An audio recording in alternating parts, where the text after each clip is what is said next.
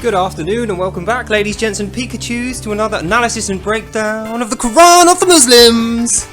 Yes, we are back breaking this thing down verse by verse into logical, factual statements in English, which I've done here, so we can understand who or what is Allah, what does he mean by this book, and more importantly, what does this mean for you and I and the rest of the non-believer world in our lives today. So before I start, as I always do, I'm going to ask you if you have any doubts to any of the things I'm saying or you wish to question my factual accuracy, please first buy and read one of these, and after you have done so, you'll recognise every single word I'm going to say here is 100% true and accurate of Allah's words in here and what Muslims believe today.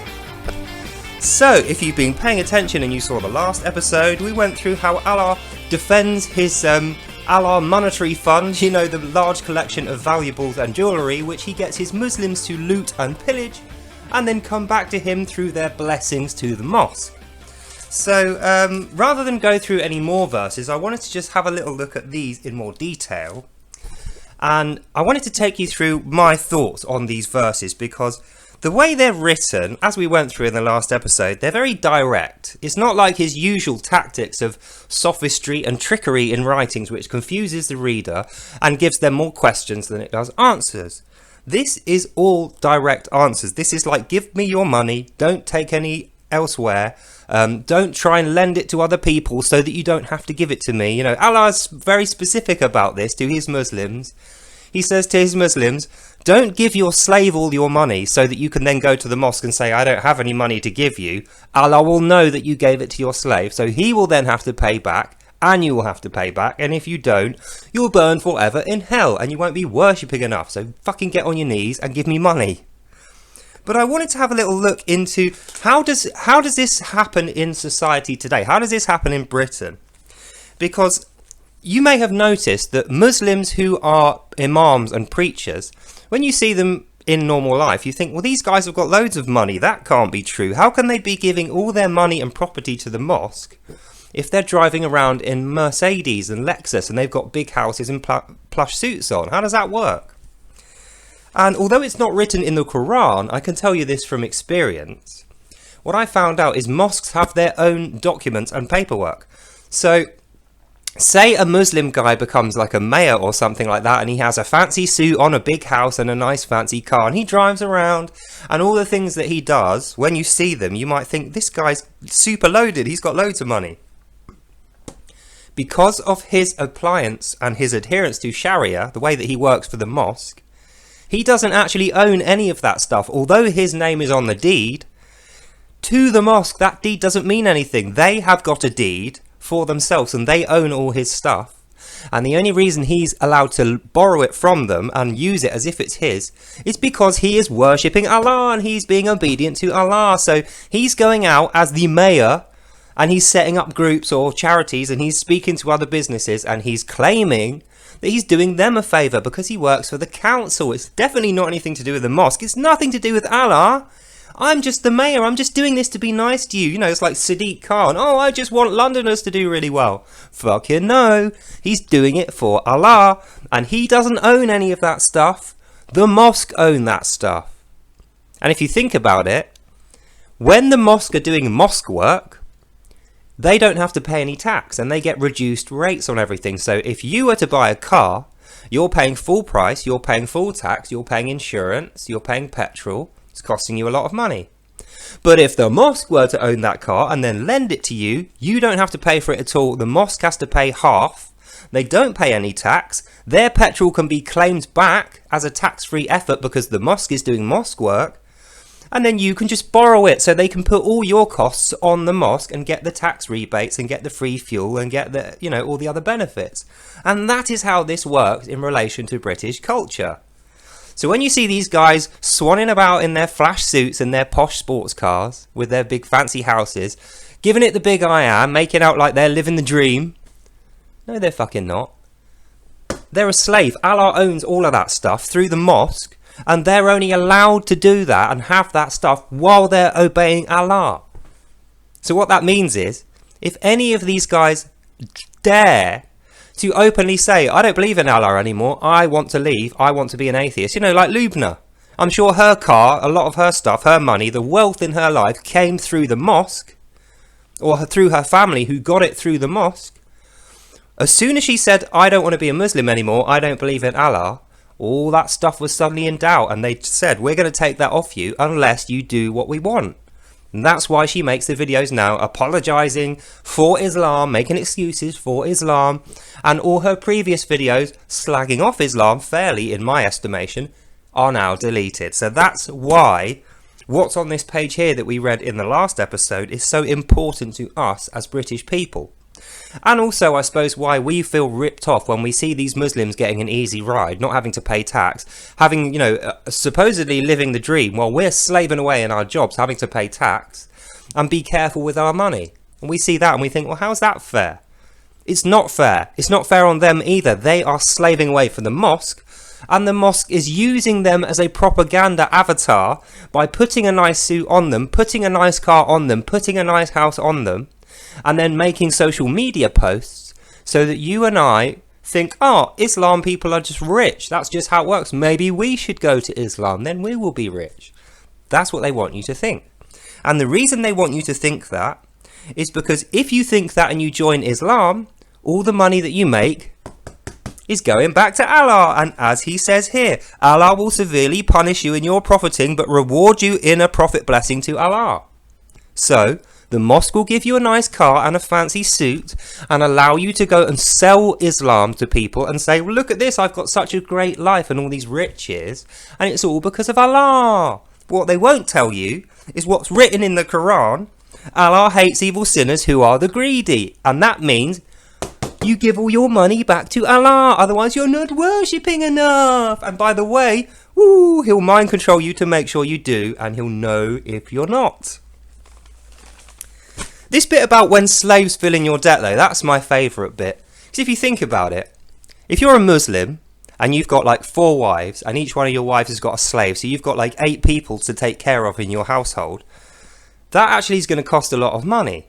So what you're going to want to do is go out with your fancy car and your suit and make it look like you're really rich so that more money and more donations come towards you. But because you're having to give it all back to Allah, you've still got to pay for those people, haven't you? So when they owe you money, it's not going to be because you lent them money because they wanted to go bowling or, you know, you wanted to buy your slave a nice car. There's only one reason why your slaves and your wives will ever owe you money. And that's because you gave them money to avoid giving it to the mosque, and somebody snitched on you and the mosque found out. So now they are in debt to the mosque and you are in debt through them to the mosque.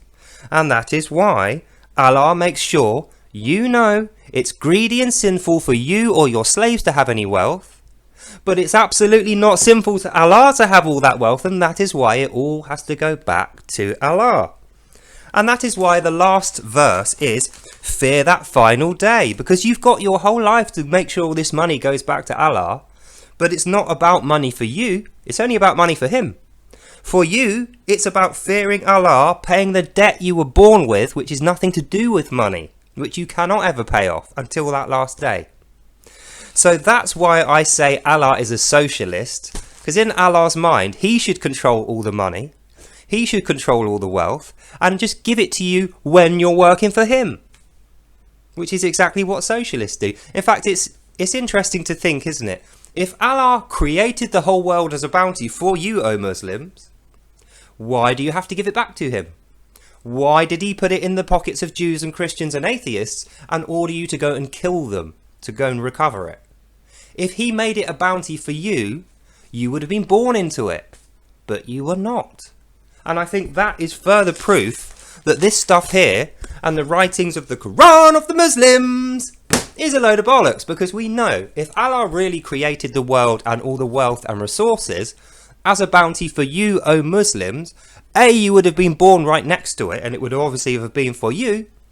B, you wouldn't have to kill anyone in order to have it. And C, you wouldn't have to give it back to Allah. Like, what sense does that make, that He'd make this whole bounty for you to give back to Him? He'd just keep it if it was for Him, and He's meant to be God. What's He going to do with a large pile of wealth? Is there any shops in heaven? Is He going to, like, you know, does He have a loan to repay or something? It makes no sense. It's exactly like the Adam story, where He says to Adam, I have hidden secrets I can teach you. But it's like, hang on a minute, If you're God and you created everything, why have you hidden secrets from yourself? Why didn't you just teach them to Adam and not hide them? Why are they hidden? Why are they secrets? Why do we get kicked out of heaven for having learnt these from you, O Allah? And it's exactly the same with here. Those hidden secrets weren't for Adam. They were hidden and secret from Allah by God, and he wasn't supposed to have them himself nor teach them to Adam. And the bounty that the earth is that Allah claims he made for his Muslims isn't a bounty from Allah to his Muslims. It's the wealth of the world. It's not for Muslims. It's for everybody.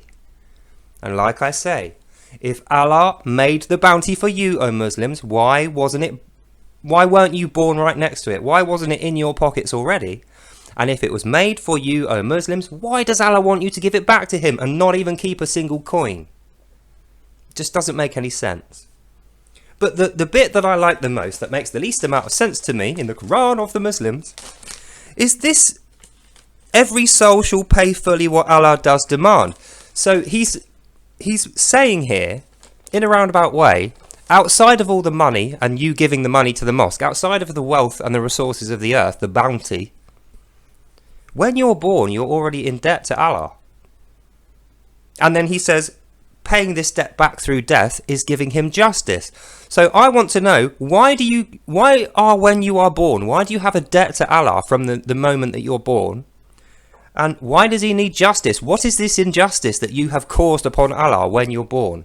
Is that what he's saying? Because that's what it sounds like. It sounds like Allah is saying you being born is an injustice to Allah. And because of that injustice, you need to pay that debt back with your life and everything in it, and even dying.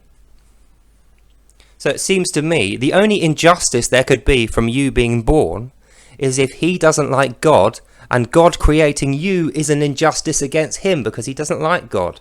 Which goes back to my earlier thesis that Allah is Satan. And this is even supported in his own writings when he says, and I quote, "Taking profit from your life will not stand, for only Satan takes profit unto himself, driven by his madness." So Allah is the guy taking all the profit into himself. He's describing here, only Satan takes profit unto himself. He's saying he is Satan because he's taking your profit onto himself, and that is driven by madness. Well, he's mad at God, we know that. We know he lies. He's lied to Adam, he's lied to Abraham, he's lied to Moses, he's lied to his Egyptians, he lied to Talu and the insurgents, then he lied to you, he lied to the guy who he resurrected, and then he lied about the birds. Now he's lying about money. Now he's even lying about Satan. He's saying Satan's the only one who takes profit. It's not Allah, even though Allah's the one who's making you give him all his money. Oh no, it's Satan who's doing this. So maybe between the lines, he is actually giving away him, who, by the way, lives in the darkest depths, as he said in the last episode. He is Satan living in the darkest depths who takes the profit unto himself, driven by only madness. That's this guy. But I mean, I could go on all day. So I think we've gone through enough socialism flavoured Allah worship to know this guy is only interested in money because he doesn't want you to have it. He has no use for money. He even said himself he created a bounty for you, but then you have to give it back to him. But he can't spend it. He doesn't live on earth. There's no shops in heaven. It's not like he needs to pay off his gambling debts in heaven, is it? So logically speaking, the only reason he wants you to take all that money off the Jews and Christians and give it to him is so that we can't have it. You and me and the Jews and Christians, none of us are allowed to have any money or wealth or resources. They have to go back to Allah so that we have to live in poverty. And he even says poverty's good. He said that 2 episodes ago. So in conclusion, ladies, gents and Pikachus, I think the summary of this page, and actually the last 4 pages that we went through, is Allah is that spiteful and evil that not only does he want us all to kill each other in a big holy war, kill all the men and enslave all the women, not only does he want us to live in poverty and never look for reward or praise or anything else apart from guidance from Allah in his book, but it's worse than that. The reason he wants us in poverty is because he hates us, and he sees our births on earth as a huge injustice to him. Like our souls belong to him. We are indebted to him simply for existing because God created us and he fucking hates God.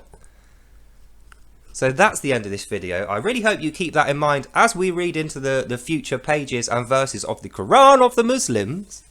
The reason why he's doing all this is not to reward Muslims, and it's not even to kill Jews. They are sub-goals. The main goal of Allah is he fucking hates God, and he wants to punish God through us. In the same way that the way to punish a woman is to attack her children. Because it's worse than death for a woman to lose her child, or for her child to be harmed in some way because of her. And that is what Allah is doing to God. Allah can't hurt God. So he is hurting God by killing the creatures that God created and loved, us humans. How is he doing that? By making them live in poverty and kill each other for the sake of some ridiculous nonsense prophecy, which, as we have already proven, isn't actually true. So this guy is a liar, a murderer, and a thief. And we should not listen to his advice. And when Muslims are tricked into following his advice and upholding his obedience in the Quran, they do this at their own harm, you know, their own peril. They're the ones who live in sin when they do that. They're the ones that have to live in poverty when they do that. And even when we see Muslims driving about in flash cars with big houses, they don't own any of that stuff. The mosque does. They're just a slave of the mosque. And if they dare tell us the details of this, or they dare say they don't believe in Allah, all that stuff is going to be taken away from them and returned to Allah. And they will be hunted down and killed for having said that. Is that merciful, wise and just? Well, it is if you are Allah. But if you're anyone sensible, you, me or anyone else, dear ladies, gents and Pikachus, we will see right through what he's doing here. And we will know that Allah is the great deceiver. And Allah is Satan. And that's the end of this video. So I hope you enjoyed that and you learned something and you had fun listening to me. I'll catch up with you tomorrow at 7:15 AM when we go through some more inane, warlike ramblings of the illiterate paedophile and his god Allah. And until then, have a good night, God bless, and I will see you in the next one. Bye now.